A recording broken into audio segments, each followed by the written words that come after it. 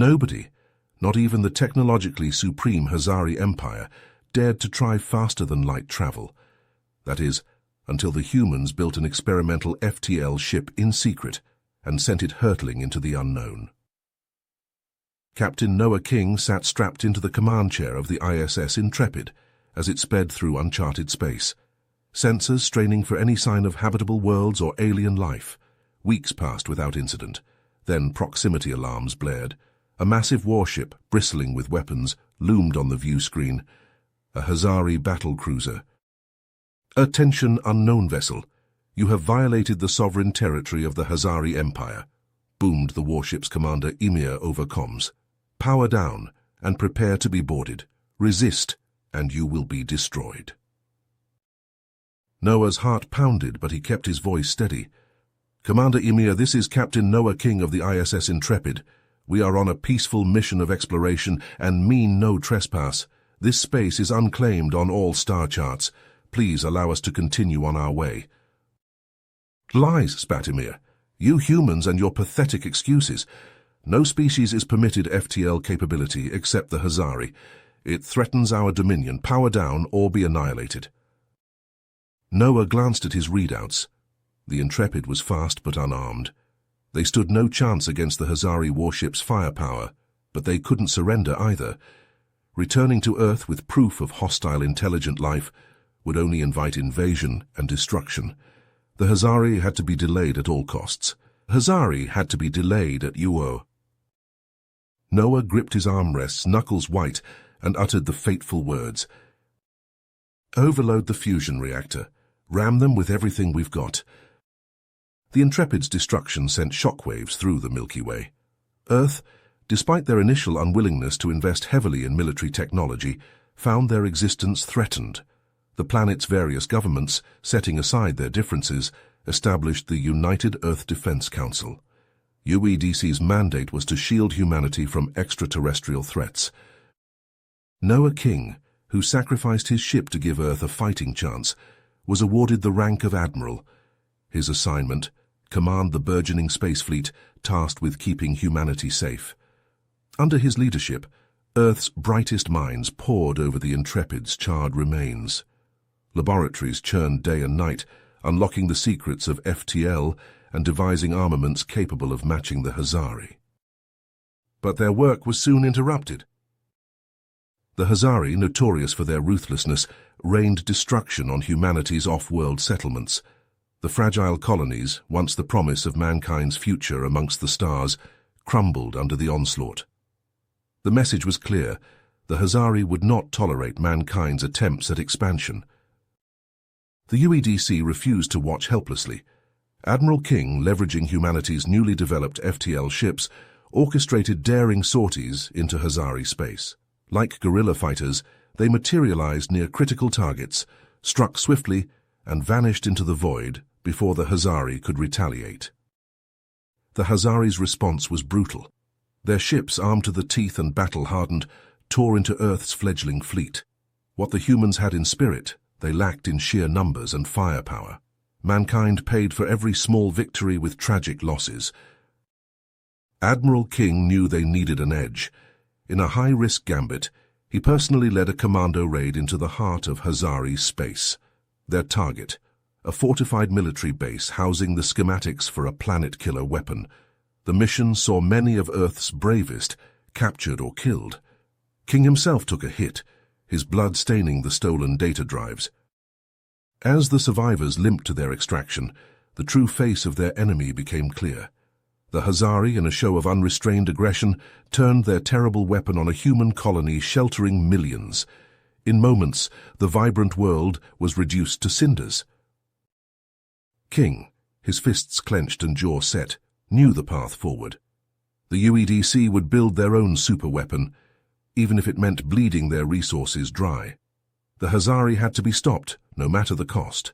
For the first time in history, all of Earth readied for total war. As the UEDC poured resources into their superweapon project, an unexpected visitor arrived at their headquarters.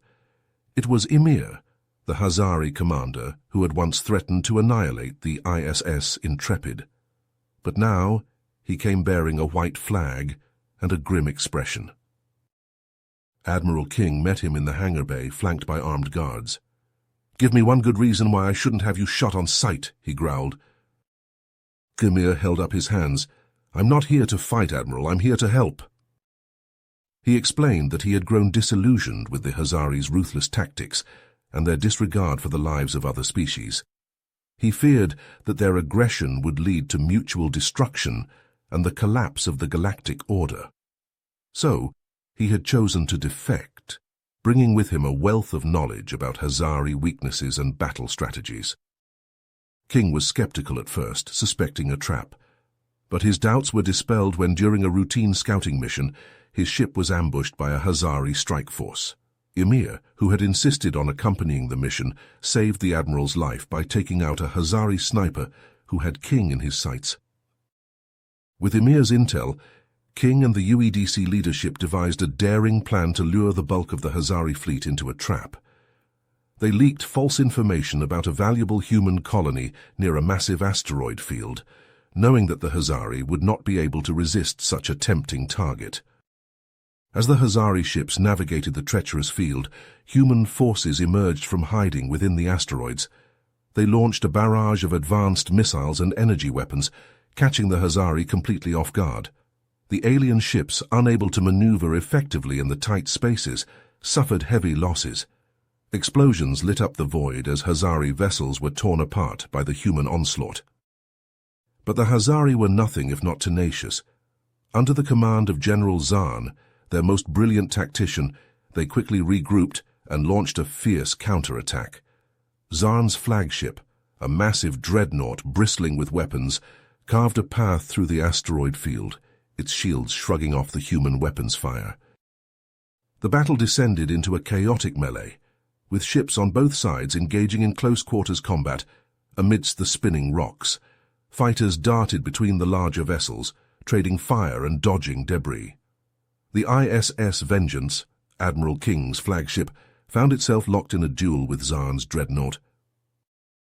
The two behemoths pounded each other with everything they had, their shields flaring and hulls buckling under the onslaught. On the bridge of the Vengeance, sparks flew from overloaded consoles, and the deck shuddered beneath the crew's feet.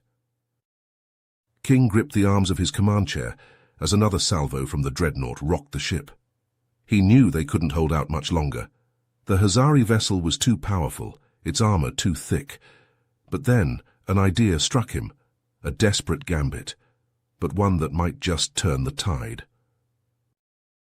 He opened a comm channel to the engine room. "Divert all power to the engines," he ordered. "We're going to ram them." There was a moment of shocked silence, then acknowledgement from the engineers. King turned to his XO. "Sound the evacuation alert. I want everyone off this ship in 5 minutes." As the crew scrambled to the escape pods, King plotted a collision course with the Hazari dreadnought. The Vengeance's engines flared to life, propelling the massive ship forward on a suicide run. Zahn, realizing King's intentions, tried to maneuver his ship out of the way, but it was too late. The Vengeance slammed into the dreadnought's flank, its reinforced prow crumpling like tin foil. But the impact was enough to penetrate the Hazari ship's armor, setting off a chain reaction in its power core. King watched from an escape pod as both ships vanished in a blinding flash of light. The destruction of Zahn's flagship dealt a crippling blow to the Hazaris' morale. With their greatest tactician dead and their fleet in disarray, they began to fall back before the resurgent human forces. The UEDC pressed their advantage, liberating human colonies that had been under Hazari occupation and striking deep into enemy territory. The tide of the war had turned, but King knew that the fight was far from over. The Hazari were still a formidable foe, and they would not give up easily. But for the first time since the start of the conflict, he allowed himself to feel a glimmer of hope. With Ymir's help and the determination of the human spirit, they might just have a chance to win this war and secure a future for their species. As the UEDC forces pushed deeper into Hazari territory, they made a startling discovery. Intercepted communications and captured databanks revealed the true reason behind the Hazaris' relentless aggression. Their homeworld, Hazaris Prime, teetered on the brink of total ecological collapse. Centuries of reckless exploitation had left the planet's resources depleted and its environment ravaged. The Hazari leadership, desperate to maintain their grip on power, had kept this grim reality hidden from their own people. They redirected their citizens' fear and desperation outward, painting humanity as an existential threat to be conquered at any cost. Admiral King pored over the intelligence reports, his brow furrowed. He called an emergency meeting of the UEDC Council. "We have a chance to end this war, not just through force, but through understanding," he said, his voice grave. "The Hazari are not fighting for domination, but for survival." He laid out a daring proposal. Instead of using their superweapon to annihilate Hazari's prime, they would use it to terraform the dying world, restoring its habitability. "We can show them a path to peace, a future where our species coexist," he argued. The council erupted into heated debate. Many voiced skepticism, insisting that the Hazari could not be trusted, that the superweapon should be used to eliminate the threat once and for all. But Emir stepped forward, his voice steady. "I have seen the suffering of my people, the desperation that drives them," he said. "If we continue down this path of destruction, both our civilizations will perish." In the end, King's vision won out.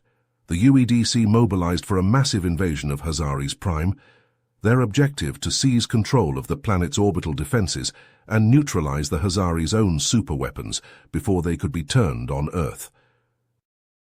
The battle was joined in the skies above the Hazari homeworld, human and alien ships clashing in a furious melee. Fighters danced between capital ships, missiles and energy beams crisscrossing the void. On the planet's surface, UEDC ground forces fought to secure key installations, each city block and bunker paid for in blood. As the conflict reached a fevered pitch, the Hazari played their final card. A swarm of self-replicating nanobots, a doomsday weapon of last resort, was unleashed upon the invading human forces. The microscopic machines tore through ship hulls and soldier armor, like a ravenous tide, disassembling matter at the molecular level to fuel their unchecked replication. Panic threatened to overwhelm the UEDC ranks as the nanobots spread, consuming friend and foe alike. Emergency containment protocols only slowed the swarm's advance, and projections showed it would soon reach critical mass, becoming an unstoppable grey goo that would devour everything in its path. On the bridge of the UEDC flagship, Admiral King clenched his jaw as he watched the tactical displays, the spreading nanobot infestation appearing as an angry red tide. He turned to Emir, his eyes hard. "We need to end this, now." Together, they assembled a strike team of their most skilled operatives, human and Hazari alike. Their mission: to infiltrate the heart of the Hazari capital and upload a virus that would shut down the nanobots at their source, while simultaneously broadcasting the truth of Hazari's Prime's ecological crisis to every corner of the planet. As their dropship screamed through the battle-torn skies, dodging anti-aircraft fire and swarming nanobots, King looked to Emir. The Hazari defector met his gaze, a look of grim determination on his alien features. They both knew the odds they faced, the slim chance of success. But they also knew that the fate of both their species hung in the balance. The dropship shuddered as it took a hit, alarms blaring. King gripped his harness, his knuckles white. He thought of Earth, of the billions of lives depending on their success. Failure was not an option. The craft lurched as the pilot wrenched it into a steep dive, aiming for a gap in the Hazari capital's defenses. King checked his weapon, the weight of it familiar in his hands. Beside him, Emir did the same, his expression inscrutable. The dropship hit the ground hard, skidding across the rubble-strewn plaza, before slamming to a halt against the twisted remains of a Hazari statue. The hatch blew open, and King was moving, his team pouring out behind him into the smoke and chaos. Hazari soldiers swarmed to meet them, weapons blazing. King's team returned fire, pressing forward through the hail of energy bolts and shattered masonry. They had to reach the central command bunker, had to upload the virus before the nanobots consumed everything. An explosion threw King to the ground, his ears ringing. He shook his head, trying to clear it. Ymir hauled him to his feet, shouting something that was lost in the din of battle. Together, they fought their way into the heart of the Hazari stronghold, their team dwindling with each clash. The bunker loomed ahead, its armored doors sealed against the onslaught. King's team blasted through the bunker doors, storming inside with weapons raised. Hazari troops opened fire from fortified positions, energy bolts sizzling past as the strike force dove for cover. King and Ymir split off, fighting their way towards the control room. A swarm of nanobots surged towards them, a churning metallic tide. King fired his pulse rifle into the mass, the electromagnetic rounds disrupting the machines. Ymir lunged forward, his plasma blade slicing through the weakened swarm. They reached the control room, Ymir's claws flying over the console. "Uploading the virus now!" The bunker shook as the upload began, explosions echoing through the halls. King activated his suit's external speakers. "People of Hazari's Prime, hear the truth. Your leaders have deceived you." He broadcasted images of the planet's devastation, the ecological ruin wrought by unchecked exploitation. Chaos erupted across Hazari lines. Some soldiers lowered their weapons in shock, others turning on their commanders. A faction of loyalists, led by General Zor, refused to yield. "Traitors! The humans have poisoned your minds." Azor's troops attacked, forcing King and Ymir to fight their way out of the bunker. In the courtyard, a fierce battle raged. Human and Hazari rebels clashed with the loyalists in brutal close quarters. An energy blast lanced towards King. Ymir shoved him aside, taking the hit. The Hazari crumpled, blood pooling beneath him. King cradled his friend, anguish etched on his face. "Do not grieve, rasped Ymir. My death has meaning if it brings peace." His eyes dimmed, his last breath a rattle. King rose, fury and sorrow twisting his features. He rallied the rebels, leading a final charge against Zor's forces. The battle was savage, blood staining the shattered concrete. In the end, the loyalists were broken. Zizor fell to King's blade, the survivors scattering. But the cost was dear. King's team was decimated, the city a smoking ruin. In the war's aftermath, the UEDC began the long process of rebuilding.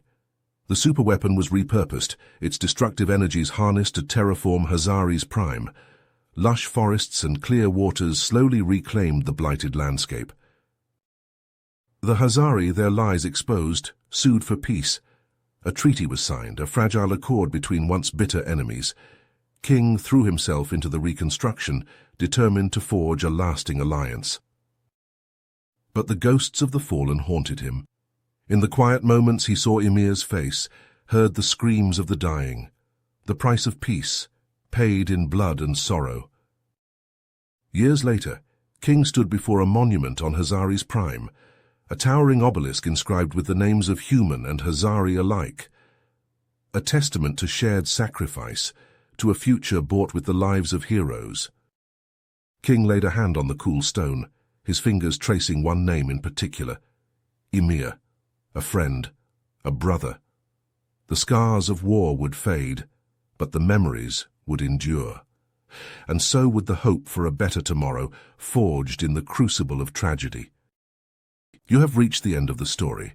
If you enjoyed this story and want to support us, please leave a like and subscribe to our channel, and for every comment that says 88, I will heart every single one of them. Thank you for your time.